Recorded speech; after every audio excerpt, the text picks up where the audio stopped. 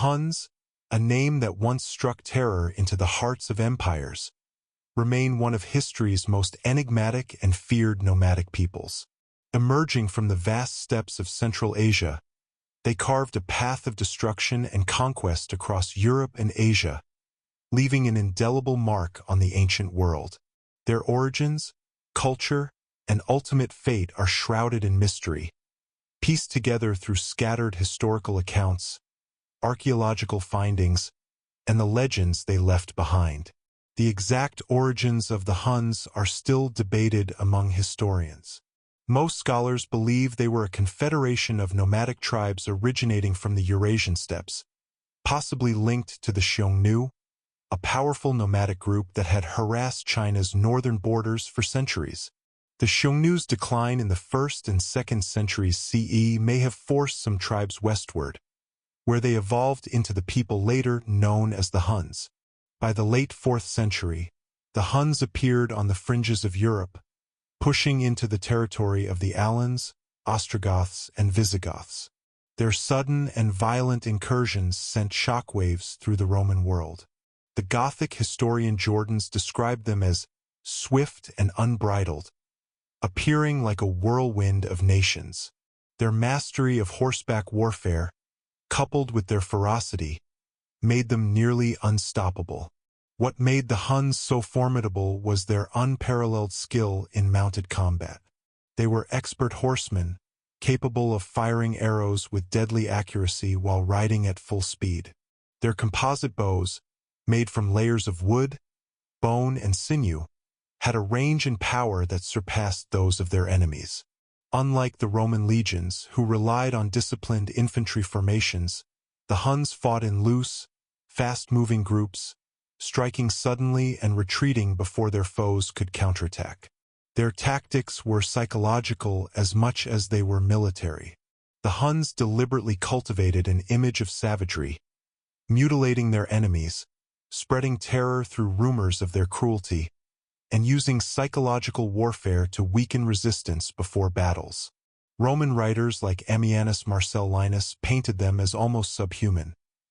They are so hardy that they neither need fire nor well-flavored food, but live on the roots of wild plants and the half-raw flesh of any sort of animal. While such descriptions were likely exaggerated, they reinforced the Huns' fearsome reputation. The Huns reached the height of their power under Attila, who ruled jointly with his brother Bleda from 434 until he murdered Bleda in 445. Attila then became the sole ruler, and under his leadership, the Hunnic Empire stretched from the Caspian Sea to the Rhine.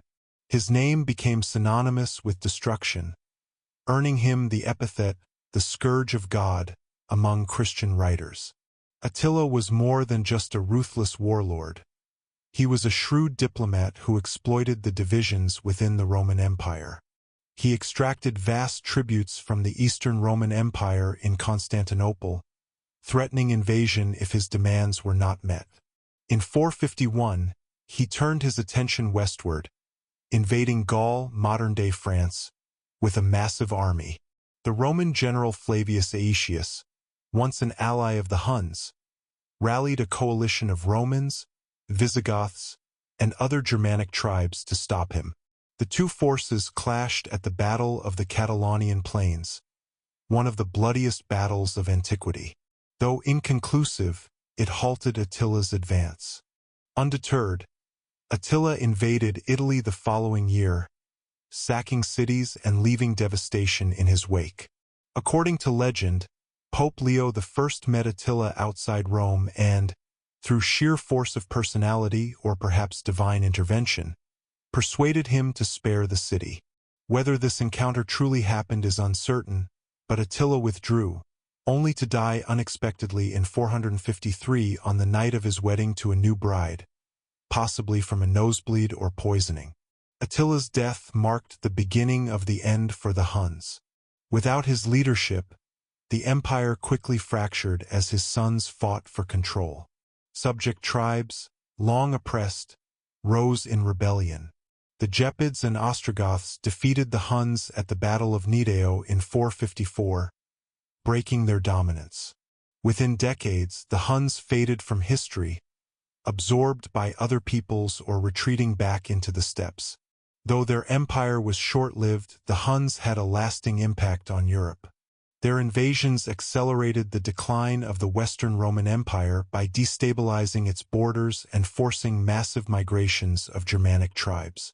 The Goths, Vandals, and others, displaced by the Huns, poured into Roman territory, contributing to the empire's eventual collapse in 476.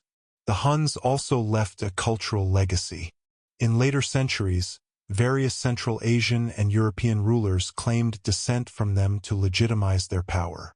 The name Hun became a byword for barbarism, used as propaganda in later conflicts, most infamously during World War I, when Allied soldiers referred to Germans as Huns to evoke their brutality. The Huns were more than just savage raiders. They were a complex society of warriors, herders, and diplomats who reshaped the ancient world. Their rise and fall demonstrate the power of nomadic confederacies in an era dominated by settled empires.